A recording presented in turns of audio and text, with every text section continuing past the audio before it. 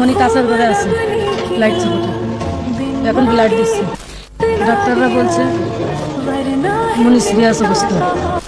একটাই দাবি চাচ্ছি যে আমার মনে যে শাস্তি দিয়ে এই জঘন্য কাজ করেছে ওই শাস্তির বিচার আছে। আমার কথা যে তাদের একবারে ফাঁসি দিয়ে দিক, যাতে আর কোনো মা বোনের দিকে এরকম চোখ তুলে কথা যে তার কত বিক্ষত যে কতগুলো বেলা দিয়ে আঘাত করেছে।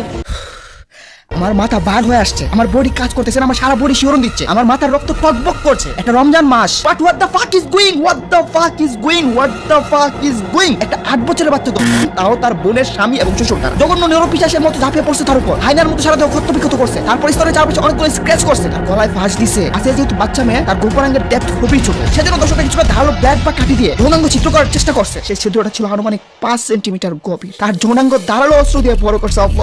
আমি মনে হয়তো ঘটনা আর বলতে পারবো না, আমি কমেন্টে দিয়ে দেবো তোমার পরিণতি। তোরা মানুষ নাকি মানুষ রূপী জানোয়ার? জানোয়ার তো দিতে ভালো, তোরা যতটা হিংস্র। আমার হাতে ক্ষমতা থাকতো এমন রক্তপাত করতাম মিডল স্টাম্প বরাবর, এমন ভাবে মিডল স্টাম্প ক্ষতবিক্ষত চূর্ণ বিচূর্ণ করতাম, যন্ত্রণায় আর্তনাদ করতে করতে মৃত্যু ঘটাতাম। আমার পুরো দেহ শিহরণ করছে, আমার রক্ত টকবক করছে। আমি হবো বিদ্রোহী, আমি হবো ধ্বংস, আমি রাখবো না তাদের কোনো অংশ, আমি হবো প্রলয়, ভেঙে দেবো সব বলে, আমি চুরমার, আমি দলিশাত করবো তাদের আকার, আমি ভয়ানক খারাপ হবো তাদের জন্য, ভীষণ খারাপ, ভীষণ খারাপ, ভীষণ খারাপ। আমি বিনাশ, আমি বন্ধ করে দেবো কুলাঙ্গারের শ্বাস, আমি ভয়, হাইনাদের করবো ক্ষয়, চিনি আনবো জয়, আমি নেই সকাল, তাদের দেখাবো মহাকাল। আমি হিংস্র, আমি রাখবো না হাইনার অংশ, আমি রাস্তা চাই না বাঁচার, আমি চাই বিচার, আমি বলতে চাই না প্রবাদ, আমি চাই প্রতিবাদ, আমি তুলে নিতে চাই হাইনার প্রতিটা নখ, আমি চাই শাস্তি যাতে হয় ভয়ানক।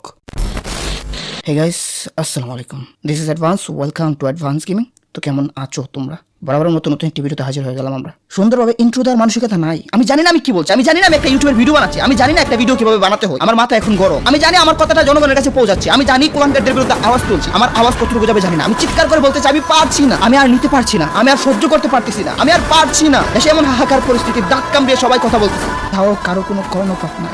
আমি ঘুমাতে পারছি না কয়টা দিন ধরে, আমি এক কোণে আছি পাথরের মতো পড়ে। আহারে বাচ্চা মেয়েটা, এদের বিরুদ্ধে জাগ্রত হোক সবাই, সারা বাংলায় খবর দে, দর্শকদের কবর দে, মাথায় বেঁধে নাও কাফন, দিতে হবে জিন্দা দাফন। আমার হাতে ক্ষমতা থাকতো, আমি তাদের এমন অবস্থা করতাম যেটা ইতিহাস হয়ে থাকতো। আর কোথায় কোথায় কি মেয়েতে দুষ দাও, মেয়েরা ছুটে কাপড় পরে, মেয়েরা উল্টাপাল্টা ভাবে চলাফেরা করে, মেয়েরাই ছেলেদেরকে সিডিউস করে, ফলে প্রশ্রয় পায়। এই একটা বাচ্চা মেয়ে, এবার বল মেয়ে সিডিউস করে খাইছিল, এবার বল এই বাচ্চা মেয়েটা সিডিউস করছিল, কেন সিডিউস করছিল আমাকে বল। তোরা বলে যাবে, তোরা বলে যাবি এই বাচ্চা মেয়েটা কেন সিডিউস করছিল। কোথায় কোথায় মেয়েদের দুষ দিয়ে দে আর প্রশ্রয় দিয়ে দে। আমাকে এখন এই পার্টিগুলো বলে যাবে এই মেয়েটা কিভাবে সিডিউস করছিল।